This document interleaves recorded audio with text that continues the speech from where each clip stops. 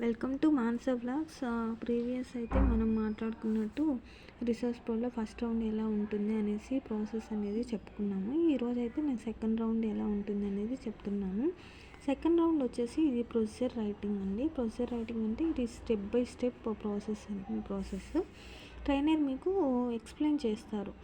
అసలు ఎలా ఉంటుంది ప్రొసీజర్ రైటింగ్, అసలు బేస్డ్ అపాన్ దాన్ని బేస్ చేసుకొని ఎలాగ మనం కేసెస్ అనేది రిజాల్వ్ చేస్తాము అనేది వాళ్ళు స్క్రీన్ పైన డిస్ప్లే చేసి మీకు ఎక్స్ప్లెయిన్ చేస్తారు.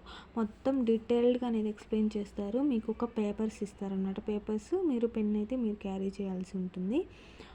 రూమ్లోకి వెళ్ళిన తర్వాత స్క్రీన్ పైన ఎక్స్ప్లెయిన్ చేస్తారు. నెక్స్ట్ వచ్చేసి మీకు పేపర్ మీద పిన్ టు పిన్ అనేది మీరు ఎంటర్ చేసుకోవాల్సి ఉంటుంది.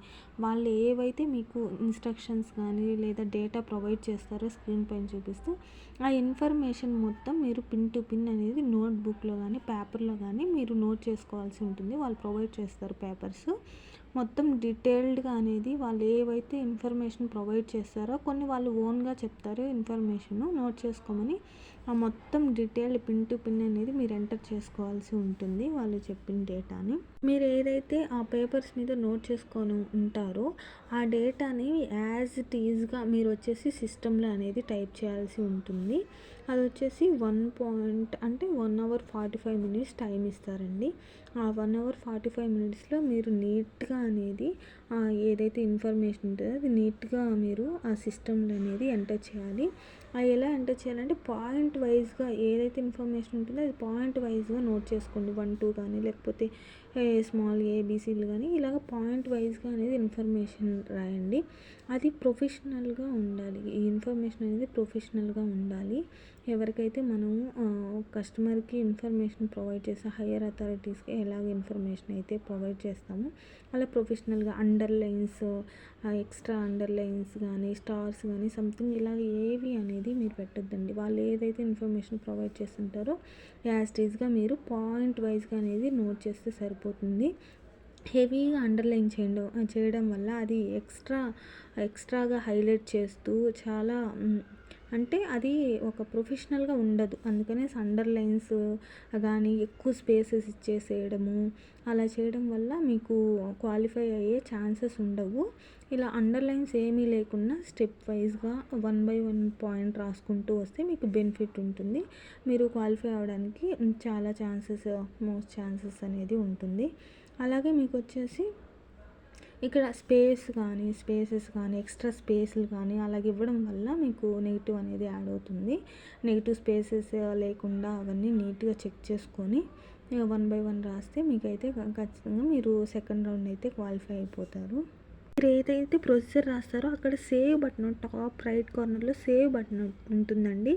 అక్కడ మీరు సేవ్ బటన్ అనేది క్లిక్ చేస్తూ ఉండండి. ఇప్పుడు మిడిల్ ఆఫ్ ది ఏదైనా రాస్తున్నారు అక్కడ ఇన్ కేస్ ఏదైనా ఓపెన్ అయిపోయి ఎగ్జామ్ అనేది బ్యాక్ వెళ్ళిపోయినా కూడా ఆ సేవ్ బటన్ ప్రెస్ చేయడం వల్ల మీకు డేటా అనేది ప్రాబ్లం లేకుండా సేవ్ అయిపోయి ఉంటుంది. కాబట్టి మీరు సేవ్ బటన్ క్లిక్ చేయండి. ఒక 2-3 పారాగ్రాఫ్ రాసిన తర్వాత మీరు సేవ్ బటన్ క్లిక్ చేసుకుంటే మీకు బెటర్గా ఉంటుంది.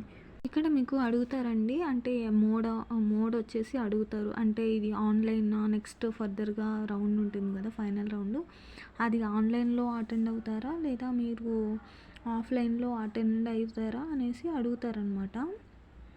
అక్కడ మీరు నోట్ చేయాల్సి ఉంటుంది. ఆఫ్లైన్లో మీరు క్లాసెస్ థర్డ్ రౌండ్ అటెండ్ అవుతారా లేకపోతే ఆఫ్లైనా అనేసి మీ విషయం అండి. ఆఫ్లైనే నేను ప్రిఫర్ చేస్తాను. ఎందుకంటే ఏదైనా డౌట్స్ వచ్చినా క్లారిఫై చేయడానికి అక్కడే ఉంటారు కాబట్టి ట్రైనర్స్ ఇష్యూ ఏముండదు. ఆఫ్లైనే మీకు నియర్ బైగానైతే మీకు ఆఫ్లైనే నేనైతే ప్రిఫర్ చేస్తాను. ఇన్ కేస్ పాసిబుల్ అవ్వలేదంటే మీకు ఆన్లైన్ కూడా అవైలబిలిటీలో ఉంటుంది. ఈ సెకండ్ రౌండ్ కంప్లీట్ అయిన తర్వాత మీరు వచ్చేసి ఫైనల్ రౌండ్ ఇక్కడైతే రిజల్ట్ అయితే అప్పుడే చెప్పరండి. మీకు ఇట్ విల్ టేక్ 7 days పడుతుంది. థర్డ్ రౌండ్ మెయిల్ అయితే వస్తుంది మీకు, మీరు క్వాలిఫై అయినట్టుగా థర్డ్ రౌండ్ అనేది వస్తుంది. థర్డ్ రౌండ్ వచ్చేసి క్వాలిటీ ఫస్ట్ అసెస్మెంట్ అండి. దానికైతే ఇలాగా మెయిల్ అనేది ఆఫ్టర్ 7 days తర్వాత మీరు మెయిల్ అయితే రిసీవ్ చేసుకుంటారు. థర్డ్ రౌండ్ వచ్చేసి క్వాలిటీ ఫస్ట్ అసెస్మెంట్ అండి. ఇది టోటల్గా 6 days ఉంటుంది. అంటే ఇది ట్రైనింగ్ లాగండి. 6 days అంటే మీకు ఇది 3 days వచ్చేసి మీకు ఫస్ట్ చెప్తారు, ఒక కేస్ చెప్తారు, ఇలా ఇలా అనేసి ప్రాసెస్ అంతా చెప్తారు, మీకు ఎగ్జాంపుల్ చూపిస్తారు.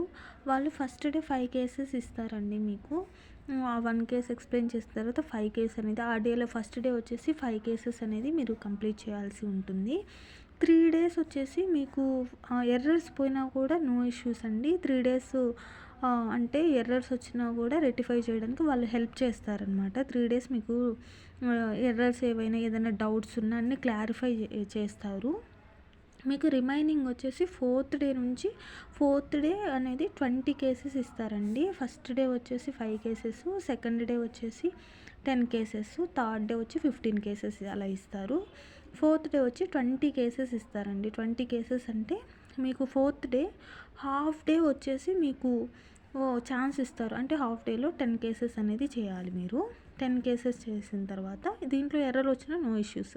అంటే వాళ్ళు హెల్ప్ అంటే వాళ్ళు ఎక్స్ప్లెయిన్ చేస్తారు ఎక్కడ ఇంకా మిస్టేక్ చేస్తున్నారు అనేసి. చాలా కాన్సన్ట్రేషన్గా అనేది కేసెస్ చేయాలండి. ఇన్ కేస్ కాన్సన్ట్రేషన్ లేకుండా చేస్తే చాలా మిస్టేక్స్ పోతాయి. చాలా కాన్సన్ట్రేషన్ పెట్టి చేయాల్సి ఉంటుంది. మీకు వచ్చేసి నెక్స్ట్ 10 కేసెస్ అనేది కంప్లీట్ చేయాల్సి ఉంటుంది. ఈ 10 కేసెస్లో అనేది మీకు అస్సలు ఎర్రర్ అనేది పోకూడదండి. ఇన్ కేస్ 1 ఎర్రర్ వచ్చినా కూడా వాళ్ళు ఇమీడియట్గా అనేది రిజెక్ట్ చేస్తారండి. చాలా క్రూషియల్ పాయింట్ ఇక్కడైతే. మీకు వచ్చేసి ఇంకా 10 కేసెస్ అనే చాయిస్ ఉంటుంది 4th డే అంటే హాఫ్ డేలో. తర్వాత హాఫ్ డే నుంచి మీరు 10 కేసెస్లో 1 ఎర్రర్ వచ్చినా కూడా రిజెక్ట్ చేస్తారు. అలాగే 5th డేలో అనేసి మీకు సింగిల్ అంటే 1 ఎర్రర్ కూడా రాకూడదు, టోటల్గా 0 ఎర్రర్స్ రావాలి. అలాగే 6th డే కూడా మీకు 0 ఎర్రర్స్ అనేది రావాల్సి ఉంటుందండి. అప్పుడే మీరు సెలెక్ట్ అవుతారు ఓవరాల్గా. అలాగే 5th డే మీకు కమ్యూనికేషన్ అనేది ఒక ఇంటర్వ్యూ తీసుకుంటారండి. కమ్యూనికేషన్ అనేసి దాంట్లో అయితే ఆల్మోస్ట్ అందరూ మ్యాక్సిమం సెలెక్ట్ అవుతారు. అంటే మీకు జస్ట్ సెల్ఫ్ ఇంట్రోగానే అది కాన్ఫిడెంట్గా చెప్తే సరిపోతుందండి. అది వరీ కావాల్సిన అవసరం లేదు.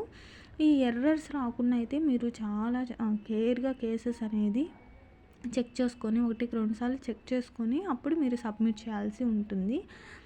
1 ఎర్రర్ని కూడా యాక్సెప్ట్ చేయరండి, రిజెక్ట్ చేస్తారు. వెంటనే పిలిచి సారీ అని చెప్పేస్తారు. ఇంకా రిజెక్ట్ చేసి 3 months cooling period, after 3 months మీరు అగైన్ అప్లై చేసుకోండి అని చెప్తారండి. చాలా కేర్ఫుల్గా ఉండాలి ఫైనల్ రౌండ్. ఇక్కడ ఆఫ్లైన్ ఆన్లైన్ అని చెప్పాను కదండి మీకు. థర్డ్ రౌండ్ అనేది ఆఫ్లైన్ అంటే మీరు డైలీ కంపెనీకి వెళ్ళాల్సి ఉంటుంది 6 days. అక్కడ ఆన్లైన్ అనేది మీరు చూస్ చేసుకున్నప్పుడు ఆన్లైన్ అయితే 4 days అండి మీరు ఆన్లైన్లో అనేది వినొచ్చు. రిమైనింగ్ 2 days ఉంటుంది కదా, ఈ కంపల్సరీ అనేది మీరు ఆఫీస్కి వెళ్ళాల్సి ఉంటుంది రిమైనింగ్ 2 days. ఇది వచ్చేసి ఇన్సూరెన్స్ బేస్డ్ కంపెనీ అండి. ఓవరాల్గా మెడికల్ బిల్డింగ్ సంబంధించి ఇన్సూరెన్స్ బేస్డ్ కంపెనీ. ఎక్స్పీరియన్స్ని బట్టి శాలరీ అనేది కన్సిడర్ చేస్తారండి. ఎక్స్పీరియన్స్ దేంట్లో ఎక్స్పీరియన్స్ ఉన్నా ఖచ్చితంగా కన్సిడర్ చేస్తారు.